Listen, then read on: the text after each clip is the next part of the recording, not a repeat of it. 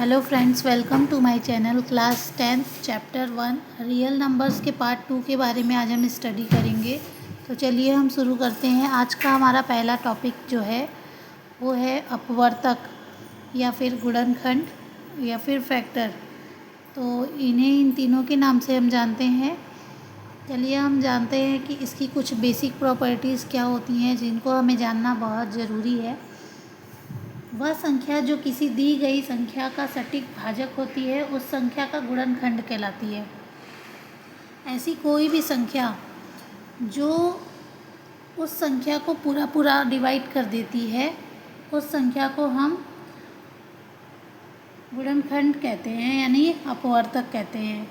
जैसे मान लीजिए कि ये एक नंबर है 6, तो 6 जो है किस किस टेबल में आ सकता है। तो 6 जो है 1 के टेबल में आएगा, 2 के टेबल में आएगा, 3 के टेबल में आएगा और 6 के टेबल में आएगा। तो जिन भी टेबल्स में कोई ऐसा नंबर आता है जो वहाँ पर पूछा गया हो उस संख्या को हम उस संख्या का गुणनखंड कहते हैं, यानी अपवर्तक भी कहते हैं और उसे फैक्टर भी कहते हैं। तो कभी अपवर्तक पूछे तो आप कंफ्यूज मत होइएगा। अपवर्तक हो या गुणनखंड हो या फैक्टर्स हो, तीनों एक ही होते हैं, ठीक है। यानी अगर कोई नंबर दिया हो, मान लीजिए यहाँ पे 12 दिया है और 12 का अपवर्तक पूछा हो, तो आपको लिख देना है कि 12 किस किस टेबल में आता है। तो 12 1 तो प्रत्येक संख्या के लिए है, तो 1 आप हर सभी संख्याओं के लिए लिख सकते हैं। तो 1 लिख सकते हैं, उसके बाद 2 में आता है, 3 में आता है, 4 में आता है, 6 में आता है, 12 के टेबल में आता है। इसके अलावा अगर हम कोई और नंबर ले लेते हैं, जैसे कि मान लीजिए 8 हम ले लेते हैं, तो 8 1 के टेबल में आएगा, 2 के टेबल में आएगा, 4 के टेबल में आएगा, इसके अलावा खुद 8 के टेबल में आएगा। तो ये सब उसके अपवर्तक हैं। तो आई होप आपको ये क्लियर हो गया होगा। अब हम आगे चलते हैं। अपवर्त्य, ये अपवर्तक है और ये अपवर्त्य है, यानी इसको मल्टीपल भी कहते हैं। कोई ऐसा नंबर जो दिया हो, किसी दी हुई संख्या का से पूर्णतः विभाजित होने वाला समस्त संख्याओं को उस संख्या का अपवर्त कहते हैं। कोई ऐसा संख्या हो जिसमें आप बस मल्टीप्लाई करते जाइए, जैसे 2 है तो 2 में आप 1 का मल्टीप्लाई कर दीजिए, 2 में आप 1 का मल्टीप्लाई करेंगे 2 आएगा, फिर 2 में आप 2 का मल्टीप्लाई कर दीजिए 4 आएगा, 2 में आप 3 का मल्टीप्लाई कर दीजिए 4 आएगा। ऐसे ही करके आप आगे करते चले जाइए। तो इसको हम अपवर्त्य कहेंगे। इसको हम अपवर्त्य यानी गुणज, मल्टीपल के नाम से जानते हैं। जैसे 3 का अपवर्त्य अगर आपको लिखना हो तो 3 में 1 का मल्टीप्लाई करिए, फिर 3 आएगा, 2 का करेंगे तो 6 आएगा, 3 का करेंगे तो 9 आएगा, 4 का करेंगे तो 12 आएगा।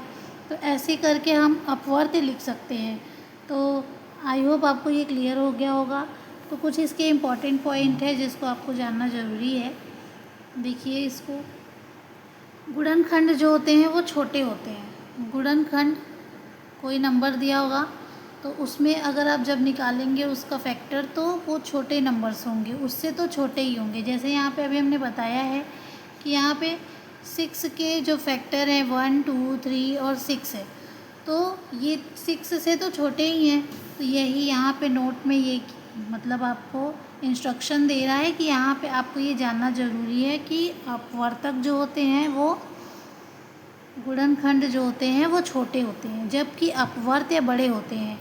किसी भी नंबर्स का जो अपवर्त्य आप निकालेंगे, जैसे अभी हमने निकाला 2 का अपवर्त्य, 1 2 का मल्टीप्लाई करेंगे तो इससे तो बड़ी ही संख्या आएगी।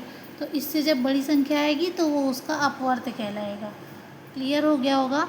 नेक्स्ट आइए, छोटी संख्या बड़ी संख्या को विभाजित करती है। छोटी संख्या जो होती है वो बड़ी संख्या को विभाजित करती है, जबकि बड़ी संख्या छोटी संख्या से विभाजित है। तो कहने का मतलब ये है, अपवर्तक में जो था, छोटी संख्या बड़ी संख्या को विभाजित कर रही है, और अपवर्त में क्या है कि बड़ी संख्या छोटी संख्या से विभाजित है। जैसे बड़ी संख्या यहाँ पे 2 है, 4 है, 6 है, 8 है, 10 है, तो ये जो है छोटी संख्या यानी 2 से पूरा विभाजित है। तो ये इसके कुछ बेसिक प्रॉपर्टीज़ हैं जिसके बारे में हमने इस वीडियो में डिस्क्राइब किया है। अब इसका पार्ट 3 आपको नेक्स्ट वीडियो में मिलेगा। आई होप आपको ये क्लियर हो गया होगा। तो अब हम मिलेंगे नेक्स्ट पार्ट में, पार्ट 3 में। अगर आपको ये वीडियो अच्छी लगी हो तो लाइक, सब्सक्राइब एंड शेयर करें। Thank you so much for watching this video.